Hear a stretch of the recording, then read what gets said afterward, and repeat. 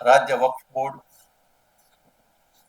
ಉಲ್ಲಾಲ ಸೈಯದ್ ಮೊಹಮ್ಮದ್ ಶರೀಫುಲ್ ಮದನಿ ದರ್ಗಾದ ಆಡಳಿತ ಸಮಿತಿಗೆ ಚುನಾವಣೆ ನಡೆಸಿ ಆ ಸಂದರ್ಭದಲ್ಲಿದ್ದ ಆಡಳಿತ ಸಮಿತಿಯನ್ನ ಅವರ ವಿರುದ್ಧ ಬಂದಂತ ಆರೋಪದ ಬಗ್ಗೆ ತನಿಖೆ ನಡೆಸಬೇಕು ಅಂತ ಹೇಳಿ ಒತ್ತಾಯ ಮಾಡಿದಂತ ಉಲ್ಲಾಲದ ಜನತೆಗೆ ಉಚ್ಚ ನ್ಯಾಯಾಲಯದ ಆದೇಶ ಪ್ರಕಾರ ಚುನಾವಣೆ ನಡೆಸಿ 2023 ಮಾರ್ಚ್ 8ರಲ್ಲಿ ಆಡಳಿತ ಸಮಿತಿಯ ರಚನೆ ಆಯಿತು. ಈ ರಚನೆಯಾದ 3 ತಿಂಗಳ ನಂತರ ನಮ್ಮ ಆಡಳಿತ ಸಮಿತಿಯಲ್ಲಿ ಅಧ್ಯಕ್ಷರಾಗಿ ಶ್ರೀ ಬಿಜಿ ಹನೀಫ್ ಮತ್ತು ಉಪಾಧ್ಯಕ್ಷರಾಗಿ ಅಶ್ರಫ್ ಅಹಮದ್, ಪ್ರಧಾನ ಕಾರ್ಯದರ್ಶಿಯಾಗಿ ಸಿಹಾಬುದ್ದೀನ್ ಸಕಾಫಿ, ಹಾಗೆ ನಾಜಿಮ್ ರೆಹಮಾನ್ ರವರು ಕೋಶಾಧಿಕಾರಿಯಾಗಿ ಪದಾಧಿಕಾರಿಗಳಾಗಿ ಆಯ್ಕೆಯಾಗಿದ್ದರು. ನಿರಂತರ 3 ತಿಂಗಳ ಆಡಳಿತದ ನಂತರ ಭ್ರಷ್ಟಾಚಾರ, ಸ್ವಯಂ ಘೋಷಿತ ಆಡಳಿತ ನಡೆಸುವುದರ ವಿರುದ್ಧ ನಾವು ಜನತೆಗೆ ತಿಳಿಸದೆ ನಮ್ಮೊಳಗೇನೆ ಮುಗಿಸ್ಲಿಕ್ಕೆ ಬಹಳಷ್ಟು ಶ್ರಮ ಪಟ್ಟೆವು. ಇದು ನಿರಂತರ 2 ವರ್ಷಗಳ ಕಾಲ ಇದೇ ರೀತಿ ಮುಂದುವರಿಯಿತು. ಈ ಮುಂದುವರಿದುಕೊಂಡು ಮುಂದಕ್ಕೆ ಹೋಗ್ತಾ ಇರುವಾಗ ಇವರ ಆಡಳಿತದ ರೂಪರೇಷೆ ಬಹಳಷ್ಟು ವ್ಯತ್ಯಸ್ತ ರೂಪದಲ್ಲಿದ್ದಾಗ ನಾವುಗಳು ರಾಜ್ಯ ವಕ್ಫ್ ಮಂಡಳಿಗೆ ಮತ್ತು ಜಿಲ್ಲಾ ವಕ್ಫ್ ಮಂಡಳಿಗೆ ದೂರ ಅರ್ಜಿಯನ್ನ ನೀಡಿದೆವು. ಇವರ ಮೇಲೆ ಅವಿಶ್ವಾಸ ಗೊತ್ತುವಳಿಯನ್ನ 3-4 ಬಾರಿ ನೀಡಿದರೂ ಕೂಡ ಅದಕ್ಕೆ ಯಾವುದೇ ರೀತಿಯಲ್ಲಿ ಸ್ಪಂದಿಸದೇ ಇದ್ದಾಗ ಅವರ ನಾವೇನ್ ಮಾಡಿದ್ದೇವೆ ಅಂತ ಹೇಳಿದ್ರೆ, ನೇರವಾಗಿ ರಾಜ್ಯ ಉಚ್ಚ ನ್ಯಾಯಾಲಯಕ್ಕೆ ಇದರ ವಿರುದ್ಧ, ರಾಜ್ಯ ವಕ್ಫ್ ಮಂಡಳಿಯ ವಿರುದ್ಧ ನಾವು ಉಚ್ಚ ನ್ಯಾಯಾಲಯಕ್ಕೆ ಅರ್ಜಿಯನ್ನ ದಾಖಲಿಸಿದ ಮೇರೆಗೆ ಮೊನ್ನೆ 18-12-2025ರಲ್ಲಿ ನಮಗೆ ಜಯ ಸಿಕ್ಕಿತು. ಅದರ ಪ್ರಕಾರ ಹೈಕೋರ್ಟ್ ಜಸ್ಟಿಸ್ ಸೂರಜ್ ಗೋವಿಂದರಾಜ್ ಇದ್ದ ಪೀಠವು ವಕ್ಫಿನ ಆಡಳಿತ ರಾಜ್ಯ ವಕ್ಫ್ ಮಂಡಳಿಯ ವಿರುದ್ಧ ಹಾಗೂ ಜಿಲ್ಲಾ ವಕ್ಫ್ ಮಂಡಳಿಯ ವಿರುದ್ಧ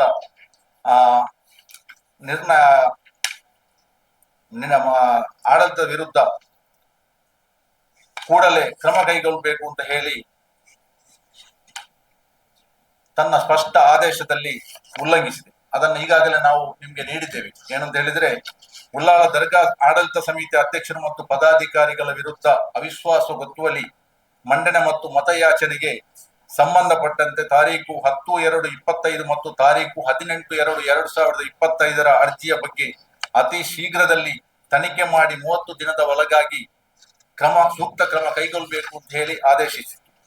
ಅದೇ ರೀತಿ ಜಿಲ್ಲಾ ವಕ್ಫ್ ಅಧಿಕಾರಿಯಾದಂತ ಅಬೂಬಕರ್ ವಿರುದ್ಧ ಗಂಭೀರ ಆರೋಪದ ಬಗ್ಗೆ ರಾಜ್ಯ ವಕ್ಫ್ ಮಂಡಳಿಯು ಕೂಡಲೇ ತನಿಖೆ ನಡೆಸಿ ಅಗತ್ಯವಿದ್ದಲ್ಲಿ ಅವರ ವಿರುದ್ಧ ಶಿಸ್ತು ಕ್ರಮ ಜರುಗಿಸಬೇಕೆಂದು ತನ್ನ ಆದೇಶದಲ್ಲಿ ತಿಳಿಸಿದೆ.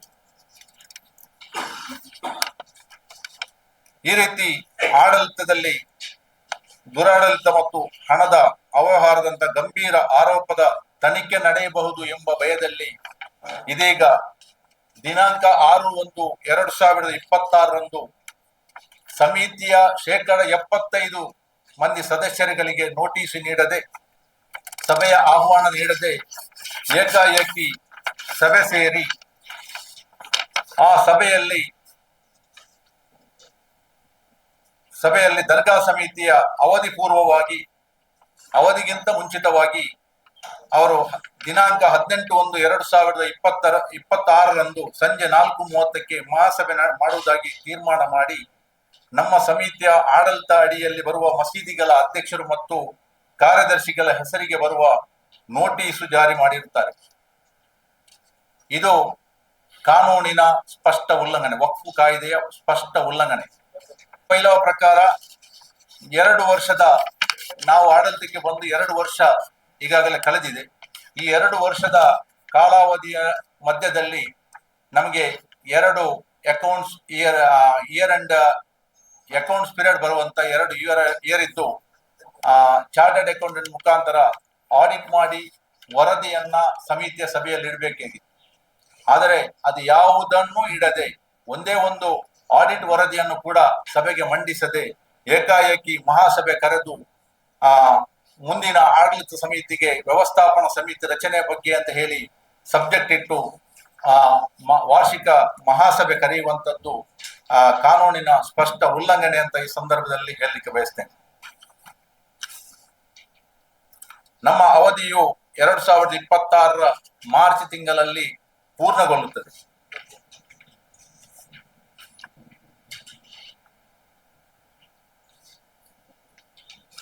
ಅದೇ ರೀತಿ ಸರ್ಕಾರದಿಂದ ಕೋಟ್ಯಾಂತರ ರೂಪಾಯಿ ಈಗಾಗಲೇ 7 ಕೋಟಿಗಿಂತಲೂ ಮಿಕ್ಕಿ ಹಣ ದರ್ಗಾ ಆವರಣದಲ್ಲಿ ನಡೆಯುತ್ತಿರುವಂತ ಕಟ್ಟಡ ನಿರ್ಮಾಣ ಕಾರ್ಯಕ್ಕೆ ಈಗಾಗಲೇ ಕಟ್ಟಡ ಕಾರ್ಯಕ್ರಮ ನಡೆಯುತ್ತಿದ್ದು, ಈ ಕಾರ್ಯಕ್ರಮದ ಒಂದೇ ಒಂದು ಲೆಕ್ಕಪತ್ರವನ್ನ ಸಮಿತಿಯ ಸಭೆಯ ಮುಂದೆ ಇಟ್ಟಿರುವುದಿಲ್ಲ.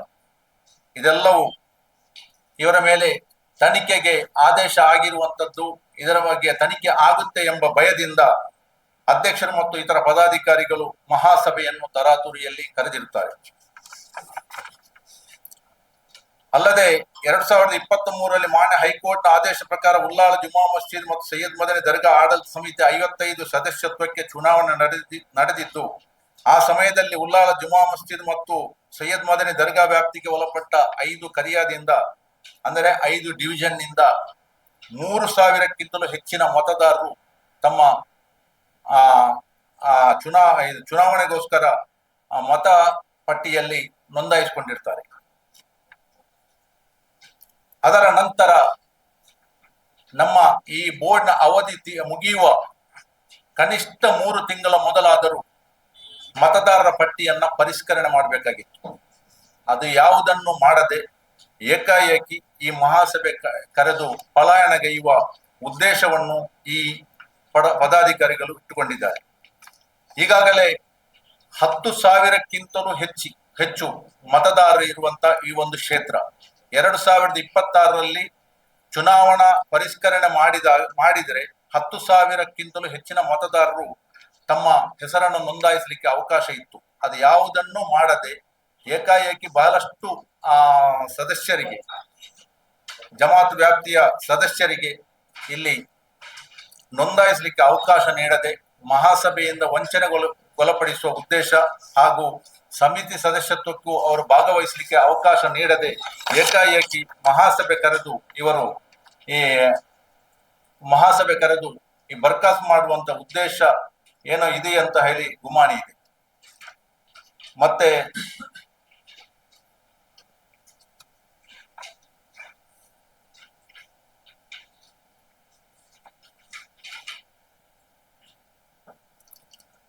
ಮತ್ತೆ ಈಗಾಗಲೇ ಜಮಾತ್ ನಡೆಸುತ್ತಿರುವಂತಹ ಮಹಾಸಭೆಗೆ ನಾವು ವಕ್ಫ್ ಬೋರ್ಡ್ ಅನ್ನ ಸಂಪರ್ಕಿಸಿದಾಗ ಅವರು ಹೇಳುವಂತ ವಿಚಾರ ಏನು ಅಂತ ಹೇಳಿದ್ರೆ ಅದಕ್ಕೆ ಯಾವುದೇ ಒಂದು ಮಾನ್ಯತೆ ಇಲ್ಲ, ಆ ಸಭೆಗೆ ಯಾವುದೇ ಮಾನ್ಯತೆ ಇಲ್ಲ.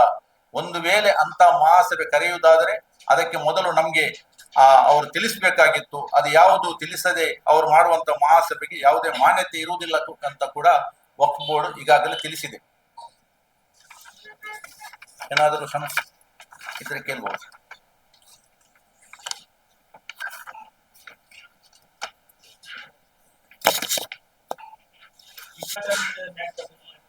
ಯಾವುದು? ಹೌದು, ಖಂಡಿತ ಹೌದು. ನಾವು ವಿರೋಧ ಮಾಡಿದೆವು. ನಾವು ವಿರೋಧ ಮಾಡಿದ್ರು ಕೂಡ ಅವರು ನಿರ್ಣಯ ಪುಸ್ತಕದಲ್ಲಿ ದಾಖಲಿಸುವುದಿಲ್ಲ.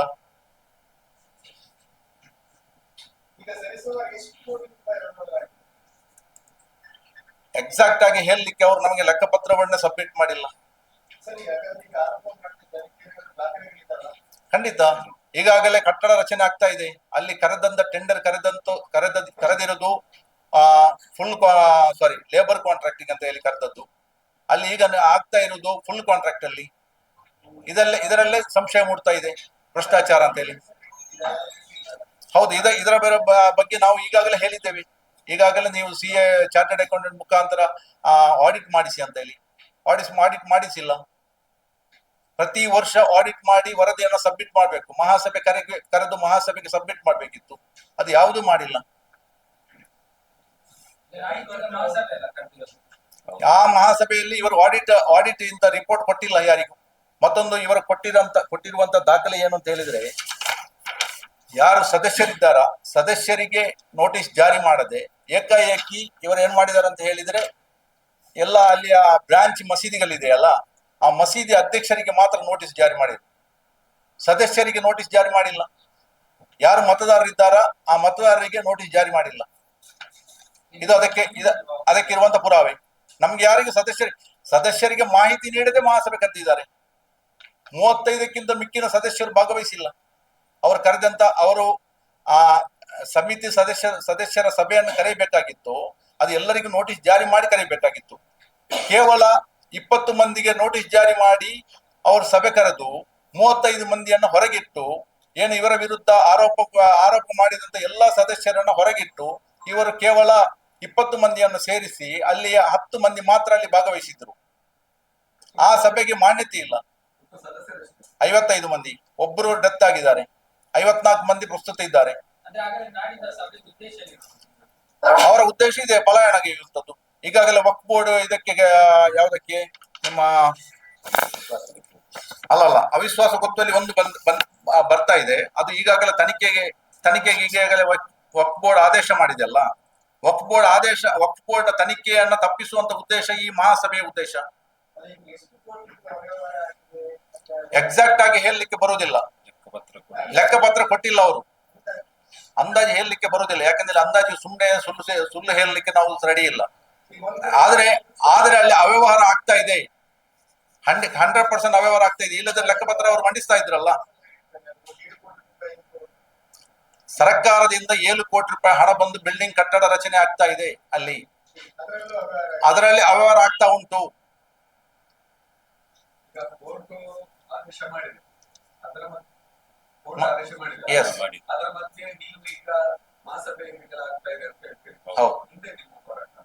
ನಮ್ಮ ಹೋರಾಟ ಇನ್ನು ವಕ್ಫ್ ಬೋರ್ಡ್ ಈಗಾಗಲೇ ಹೈಕೋರ್ಟ್ ನ ಆದೇಶವನ್ನ ಇಂಪ್ಲಿಮೆಂಟ್ ಮಾಡಿಲ್ಲ.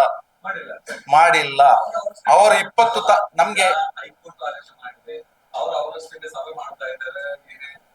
ಹೌದು, ಖಂಡಿತ ನಾವೀಗ ಈಗ ವಕ್ಫ್ ಹೌದು 20 ತಾರೀಕಿನವರೆಗೆ ನಾವು ಕಾಯ್ತೇವೆ. 20 ತಾರೀಕಿನ ನಂತರ ಕಂಟೆಂಪ್ಟ್ ಆಫ್ ಕೋರ್ಟ್ ನಾವು ಹೋಗ್ತೇವೆ.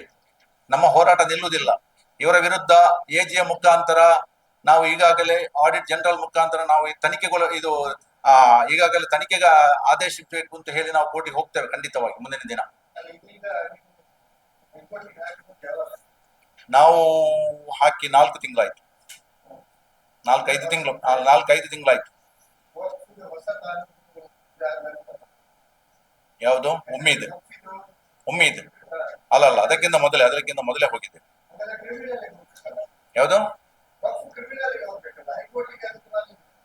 ಯಾವುದು ಕಾನೂನು ಇದಾಗಿತ್ತು. ಆದ್ರೆ ಇಂಪ್ಲಿಮೆಂಟೇಷನ್ ಮೊನ್ನೆ ತಾನೇ ಇದಾಗ್ತಾ ಬಂತಲ್ಲ, ಫೈನಲ್ ಆಗಿ ರಿಜಿಸ್ಟ್ರೇಷನ್ ಎಲ್ಲ ಮೊನ್ನೆ ಆಗ್ತಾ ಇತ್ತಲ್ಲ. ಆಗ ಕಾನೂನು ಜಾರಿ ಆಗಿತ್ತು. ನಾವು ಹೈಕೋರ್ಟ್ಗೆ ಹೋಗಿದ್ದೇವೆ.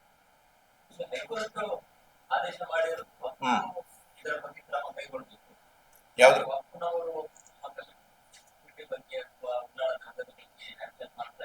ಹೌದು, ಅಲ್ಲಿ ಏನೋ ಅವರಿಗೆ ಒತ್ತಡ ಇರಬಹುದು. ಖಂಡಿತ ಅವರಿಗೆ ಒತ್ತಡ ಇರಬಹುದು. ನಾವು CO ಅವರಿಗೆ ಮೀಟ್ ಆಗಿದ್ದೇವೆ ಮೊನ್ನೆ. ಮೀಟ್ ಆದಾಗ ಅವರು ಹೇಳಿದ್ರು, ನಾವು 19 ತಾರೀಕಿಗೆ ಸಭೆ ಇಟ್ಟಿದ್ದೇವೆ ಅಂತ ಹೇಳಿ. 20 ತಾರೀಕಿಗೆ ಕಂಟೆಂಪ್ಟ್ ಆಫ್ ಕೋರ್ಟ್ ಆಗುತ್ತೆ ಇವರ ಮೇಲೆ. ಕಂಟೆಂಪ್ಟ್ ಆಫ್ ಕೋರ್ಟ್ಗೆ ನಮ್ಗೆ ಹೋಗ್ಲಿಕ್ಕೆ ಅವಕಾಶ ಇದೆ. ಹಾಗಾಗಿ 19ನೇ ತಾರೀಕು ಅವರು ಮೀಟಿಂಗ್ ಇಟ್ಟಿದ್ದಾರೆ. ಆ ಮೀಟಿಂಗ್ ಇದ್ದ ನಿರ್ಣಯದ ಮೇಲೆ ನಾವು ಮುಂದಿನ ಆಕ್ಷನ್. ಅದಕ್ಕಿಂತ ಮೊದಲು ಆ ಮಹಾಸಭೆಗೆ ಯಾವುದೇ ಮಾನ್ಯತೆ ಇಲ್ಲ ಅಂತ ಹೇಳಿ ವಕ್ಫ್ ಇಲಾಖೆ ನಮ್ಗೆ ಹೇಳಿದೆ. ಮತ್ತೊಂದು, ಈ ಮಹಾಸಭೆಗೆ ವಕ್ಫಿನಿಂದ ಒಬ್ಸರ್ವರ್ ಬರಬೇಕಾಗಿತ್ತು. ಒಬ್ಸರ್ವರ್ ಬರಬೇಕಾದ್ರೆ ಇವರು ಲೆಕ್ಕಪತ್ರ ಮಂಡಿಸಬೇಕಾಗಿತ್ತು. ಇವರು ಲೆಕ್ಕಪತ್ರ ಮಂಡಿಸದೆ ಏಕಾಏಕಿ ಇವರಷ್ಟಕ್ಕೆ ಲೆಕ್ಕ ಮಹಾಸಭೆ ಕರೆದು ನಾವು ಒಂದು ಲೆಕ್ಕಪತ್ರ ಇಡ್ತೇವೆ ಅಂತ ಹೇಳಿ 6 ತಿಂಗಳ ಲೆಕ್ಕಪತ್ರ ಇಡ್ತೇವೆ ಅಂತ ಹೇಳಿದ್ರೆ ಅದಕ್ಕೆ ಅರ್ಥ ಇಲ್ಲ. ಮಹಾಸಭೆಗೆ ಇಡಬೇಕಾದ್ದು ಆಡಿಟ್ ವರದಿಯ ಪ್ರಕಾರ ಅವರು ಸಬ್ಮಿಟ್ ಮಾಡಿ ಆ ವರದಿಯನ್ನ ಮಹಾಸಭೆಗೆ ಇಡಬೇಕು. ಅಲ್ಲಿ ಅವರ ಅಲ್ಲಿ ಬಹುಮತದಲ್ಲಿ ನಿರ್ಣಯ ತಗೊಳ್ಬೇಕು. ಮಹಾಸಭೆ ಹೌದು ಹೌದು ಹೌದು. ಮಹಾಸಭೆ ತಡೆಯುವಂತ ಪ್ರಯತ್ನ ನಾವು ಮಾಡುವುದಿಲ್ಲ. ನಾವು ಕೂಡ ಮಹಾಸಭೆಯಲ್ಲಿ ನಾಳದು ಭಾಗವಹಿಸಿ ಇದನ್ನ ನಮ್ಮ ಏನು ಕೋರ್ಟಿನ ಆದೇಶವನ್ನ ಅಲ್ಲಿ ನಾವು ತೋರಿಸ್ತೇವೆ. ಮಹಾಸಭೆ ನೋಟಿಸ್ ಖಂಡಿತ ಸದಸ್ಯರಿಗೆ ಇದ್ ಮಾಡಿಲ್ಲ. ನಾವು ಅಲ್ಲಿ ಭಾಗವಹಿಸುವಂತ ಉದ್ದೇಶ ಏನು ಅಂತ ಹೇಳಿದ್ರೆ, ಈ ಮಹಾಸಭೆ ಜನರಿಗೆ ಗೊತ್ತಾಗ್ಬೇಕು, ಯಾರು ಬರ್ತಾರಲ್ಲಿ ಅಲ್ಲಿ ಸೇರುವಂತ ಮಿನಿಮಮ್ ಒನ್ ಥರ್ಡ್ ಜನ ವೋಟರ್ಸ್ ಯಾರಿದ್ದಾರ ಅಲ್ಲಿ ಸೇರ್ಬೇಕು. ಆಗ ಮಾತ್ರ ಅದು ಮೆಜಾರಿಟಿ. 1/3 ಜನ ಸೇರಿದಾಗ ಮಾತ್ರ ಅದು ಮೆಜಾರಿಟಿ. ಅದು ಕೂಡ ವೋಟರ್ಸ್ ಅಲ್ಲದವರಿಗೆ ಅಲ್ಲಿ ಅಲೌಡ್ ಇಲ್ಲ. ಆದ್ರೆ ಅಲ್ಲಿ ನಾಳದು ನಡೆಯುವಂತದ್ದೇ ಬೇರೆ. ಮತದಾರರಿಗೆ ಇವರು ಕರೆ ಕೊಟ್ಟಿಲ್ಲ. ಇವರು ಕೊಟ್ಟಂತ ಇದರ ಒಂದು ಪ್ರತಿಯನ್ನ ನಾನು ನಿಮಗೆ ಕೊಡ್ತೇನೆ ಬೇಕಾದ್ರೆ.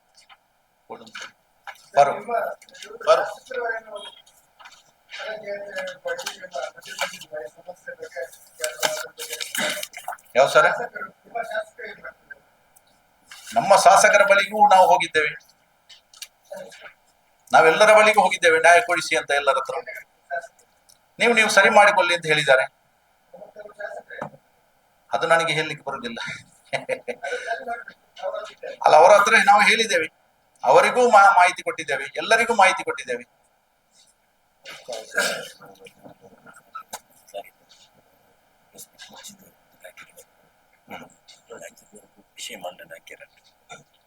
ಕಳೆದ ನವೆಂಬರ್ ತಿಂಗಳಲ್ಲಿ ನಾವು ಇದೇ ರೀತಿ ಒಂದು ನಮ್ಮ ಸಮಿತಿ ಸದಸ್ಯರು ಸೇರಿ ಅವತ್ತು ಪ್ರೆಸ್ ಮೀಟ್ ಮಾಡಿದ್ದೇವೆ. ಕಳೆದ ನವೆಂಬರ್ ತಿಂಗಳಲ್ಲಿ ಇದೇ ವಿಚಾರವಾಗಿ. ಆವಾಗ ಹೈಕೋರ್ಟ್ ಆದೇಶ ಆಗಿರ್ಲಿಲ್ಲ. ಈಗ ಹೈಕೋರ್ಟ್ ಆದೇಶ ಆಗಿ ನಮ್ಮ ಕೈಯಲ್ಲಿ ಸಿಕ್ಕಿದೆ. ನಿಮ್ಗೆ ಹೈಕೋರ್ಟ್ ಆರ್ಡರ್ ಕಾಪಿ ಸಿಕ್ಕಿದಾ ನಿಮ್ಗೆ? ಹೌದು. ಯಾವುದು?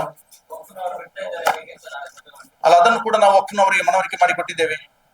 ಇಲ್ಲಿಗೆಲ್ ಆಗಿ ಮಹಾಸಭೆ ನಡೆಸ್ತಾ ಇದ್ದಾರೆ, ಹೈಕೋರ್ಟ್ ಆದೇಶದ ಮಧ್ಯೆ ಇಂತ ಒಂದು ಸಭೆ ನಡೆಸ್ತಾ ಇದ್ದಾರೆ, ಸರಿಯಲ್ಲ, ಇದನ್ನು ನಿಲ್ಲಿಸಬೇಕು ಅಂತ ಹೇಳಿ ನಾವು ಅವರಿಗೆ ಮನವಿ ಕೊಟ್ಟಿದ್ದೇವೆ. ಮಾಡಿದ್ದೇವೆ. ಅವರ ಒತ್ತಡದಲ್ಲಿ, ಅವರು ಯಾರದ ಒತ್ತಡದಲ್ಲಿ ಅಲ್ಲಿ ಕೆಲಸ ಮಾಡ್ತಾ ಇದ್ದಾರೆ ಅಂತ ಹೇಳಿ ಕಾಣ್ತಾ ಇದೆ.